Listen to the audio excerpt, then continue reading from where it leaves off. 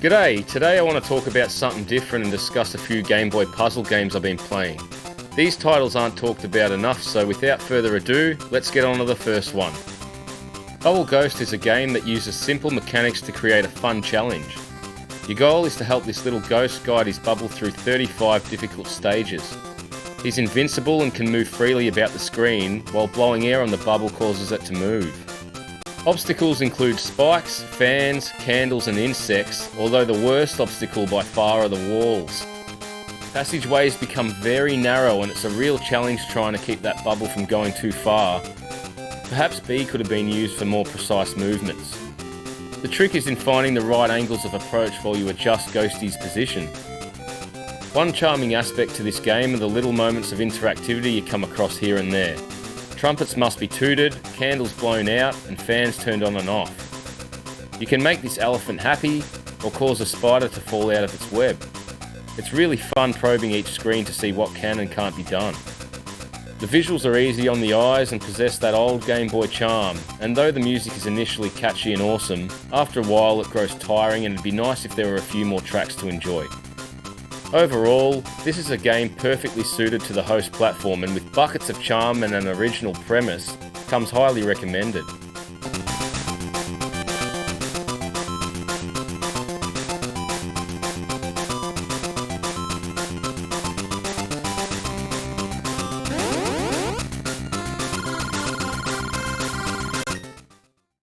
This addicting little game is loads of fun. The goal is to catch the roaches before they get to your munchies by kicking, poisoning or trapping them in this rather obscure turns-based strategy game.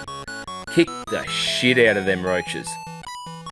The game plays out on a grid and you must choose between several commands that include moving between squares, scaring cockroaches, killing them or skipping a turn. As the game goes on and the number of roaches increases, new options are added such as fly swatters and bug spray, which attack large groups. The gameplay is quite methodical with little room for error, so strategy is key. After a few levels, the difficulty ramps up and traps are introduced. These must be placed at the beginning of a stage. Positioning your character in the right spots while manipulating the roach's movement is key in these situations. The graphics are basic but exude a simple humour to them, and the marquee animations are also quite funny. The music is a bit annoying, but it's got funny Game Boy remixes of old school classical tunes. Thankfully, these can be turned off, as they have a tendency to drive the listener insane. Along with the password system, the game tracks your progress and will allow you to access any stages you've already completed at any time.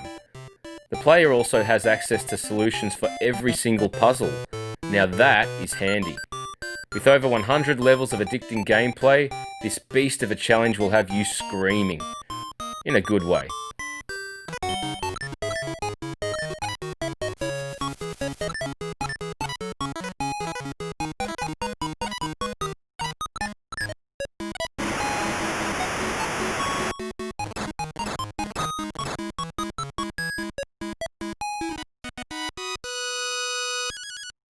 Here's one that nobody ever talks about.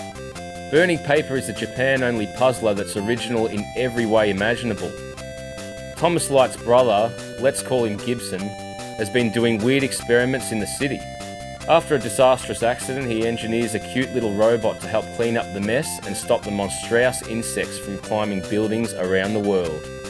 The little fella has to use his laser gun to cut sections out of billboards so they fall and knock down approaching insects on each stage. You can cut small or large sections away, and there's a fair amount of strategy involved. As you cut away at them, they shrink, resulting in less ammo for you to use.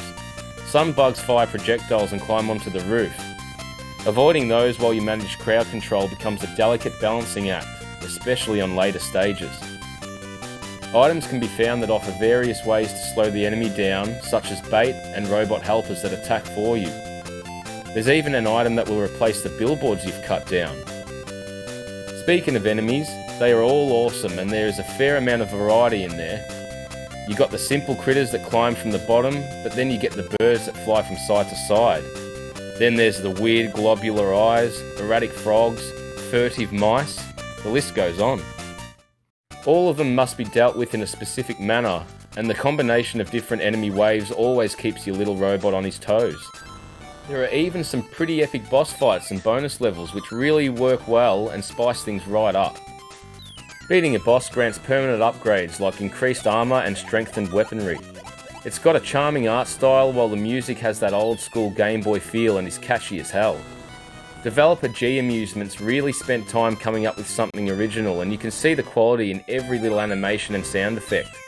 It's an absolute gem and must-have for all Game Boy owners.